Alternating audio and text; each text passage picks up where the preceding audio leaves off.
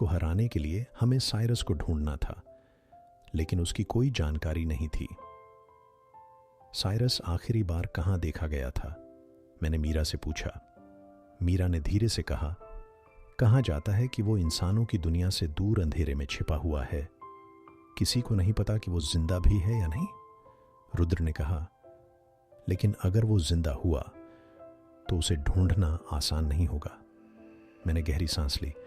हमें किसी ऐसे से मिलना होगा जो ब्लैक फैंक्स और साइरस दोनों के बारे में जानता हो। रुद्र कुछ सोचने लगा। एक नाम है, उसने धीरे से कहा। कौन? रुद्र ने मेरी तरफ देखा। एक पुराना वेयरवुल्फ, ज़ीरो। मीरा का चेहरा सख्त हो गया। ज़ीरो? हाँ, रुद्र ने सिर हिलाया। कहा जाता है कि वो पहले ब्लैक फेनिक्स का हिस्सा था, लेकिन फिर उसने उनसे नाता तोड़ लिया। अगर कोई साइरस और डैनी के बारे में जानता है तो वो ज़ीरो ही हो सकता है। तो हमें उसे ढूंढना होगा, मैंने कहा। मीरा ने गहरी सांस ली। लेकिन एक दिक्कत है, ज़ीरो अब किसी पर भरोसा नहीं करता। रुद्र ने कहा, तो हमें उसे यकीन दिलाना होगा कि हम दुश्मन नहीं हैं। वो कहाँ मिलेगा? मैंने पूछा। मीरा ने मेरी तरफ देखा और धीरे से कहा, शेप शिफ्टर्स की घाटी में। मैंने ये नाम पहली बार सुना था। ये जगह कहाँ है? मीरा ने कहा, ये इंसानों की दुनिया से बहुत दूर एक छिपी हुई जगह है, जहां सिर्फ वेयरवुल्फ और दूसरे शापित प्राणी रहते हैं। वहां पहुंचना आसान नहीं होगा, लेकिन यही एक रास्ता है, मैंने कहा। हमें वहां जाना ही होगा। रुद्र ने सिर हिलाया। तो फिर चलो, हमें देर नहीं करनी चाहिए। हमने सफर शुरू किया।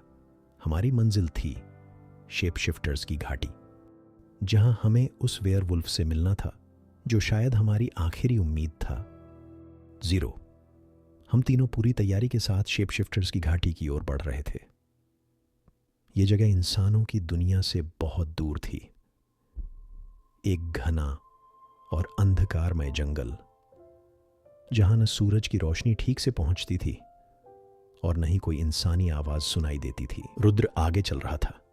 उसके चेहरे पर गंभीरता थी। मीरा हर हलचल पर नजर रख रही थी और मेरे अंदर अजीब सी बेचैनी थी। यहां कोई भी हमें देख सकता है, लेकिन हमें कोई दिखाई नहीं देगा, मीरा ने धीरे से कहा। मतलब? मैंने पूछा। मतलब यह कि हम जिस घाटी में जा रहे हैं, वहां रहने वाले प्राणी छिपने में माहिर हैं। वो हमारी हर हरकत पर नजर रख रहे होंगे, मीरा ने जवाब दिया। रुद्र अचानक रुक गया। क्या हुआ? मैंने पूछा। हम सही रास्ते पर हैं, उसने धीमे स्वर में कहा। हम आगे बढ़े। कुछ ही मिनटों बाद एक पत्थरों से घिरी हुई घाटी हमारे सामने थी। यहां अजीब सी शांति थी, जैसे कोई इस जगह की रखवाली कर रहा हो। ज़ीरो यहीं रहता है? मैंने धीमी आवाज में पूछा। रुद्र ने सिर हिलाया। अगर वो हमें देखेगा और हमें दुश्मन समझेगा तो हम यहां से जिंदा नहीं लौटेंगे। मैंने गहरी सांस ली। तो अब? मीरा ने कहा, हमें उसका ध्यान आकर्षित करना होगा। कैसे? रुद्र ने चाकू निकाला और अपने हाथ पर एक हल्की खरोंच लगा दी। खून की कुछ बूंदें जमीन पर टपकी। वेयरवुल्फ का खून, इसे ज़ीरो जरूर महसूस करेगा, उसने कहा। कुछ मिनट बीते, लेकिन कोई हलचल नहीं हुई। फिर अचानक हवा में एक अजीब सरसराहट हुई और अगले ही पल अंधेरे से एक परछाई निकली। वो ज़ीरो था। उस परछाई ने धीरे धीरे आकार लिया।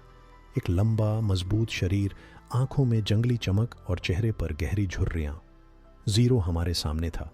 वो हमें घूर रहा था, जैसे हमें परख रहा हो। कौन हो तुम लोग? उसकी आवाज गहरी और भारी थी। रुद्र ने आगे बढ़कर कहा, हमें तुमसे बात करनी है। किस बारे में? ज़ीरो ने ठंडी निगाहों से पूछा। डैनी डी कोस्टा, मीरा ने सीधा जवाब दिया। एक पल को ज़ीरो चुप रहा, फिर उसने धीरे से कहा, डैनी वापस आ गया? हाँ, मैंने कहा। ज़ीरो ने गहरी सांस ली और हमारी तरफ कदम बढ़ाया। अगर तुम लोग यहां आए हो तो इसका मतलब है कि तुम उसे रोकना चाहते हो। हाँ, मैंने दोहराया। ज़ीरो हमें गौर से देखने लगा। फिर उसने कहा, लेकिन तुम्हें पता भी है कि तुम किसके खिलाफ खड़े हो? हमने कोई जवाब नहीं दिया। ज़ीरो आगे बढ़ा और धीरे से बोला, डैनी को मारना आसान नहीं होगा, क्योंकि उसने अमरता हासिल कर ली है। क्या? मीरा चौंक गई। हाँ, जीरो ने कहा, वो अब किसी भी आम हथियार से नहीं मरेगा। तो उसे हराने का तरीका क्या है? मैंने पूछा। जीरो ने हमारी तरफ देखा और कहा, साइरस। साइरस, डैनी का भाई। हमें पता है कि साइरस डैनी की कमजोरी जानता होगा, मीरा ने कहा, लेकिन हमें नहीं पता कि वो कहाँ है। जीरो हंसा। तुम्हें लगता है कि साइरस जिंदा है? हम तीनों चुप हो गए। साइरस मरा नहीं है, लेकिन वो तुम्हें इतनी आसानी से नहीं मिलेगा, जीरो ने कहा। मतलब? मैंने पूछा। मतलब कि अगर तुम्हें साइरस तक पहुंचना है तो तुम्हें एक कीमत चुकानी होगी, जीरो ने कहा। कैसी कीमत? जीरो ने मेरी आंखों में देखा और कहा, किसी एक को अपनी जान देनी होगी। जीरो के शब्द सुनकर एक अजीब सन्नाटा छा गया। किसी एक को मरना होगा? मैंने उसकी तरफ देखा।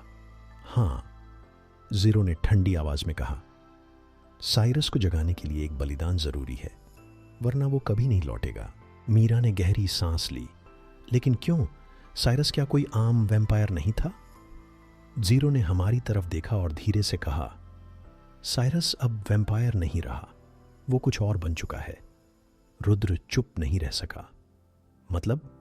मतलब यह कि डैनी से लड़ते हुए वो एक ऐसे अभिशाप का शिकार हुआ जो उसे एक अलग ही राक्षस में बदल चुका है।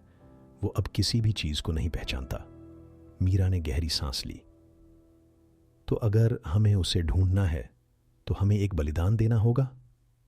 हाँ, जीरो ने कहा। मैंने अपनी मुट्ठियां भींच लीं। और अगर हम ऐसा न करें तो?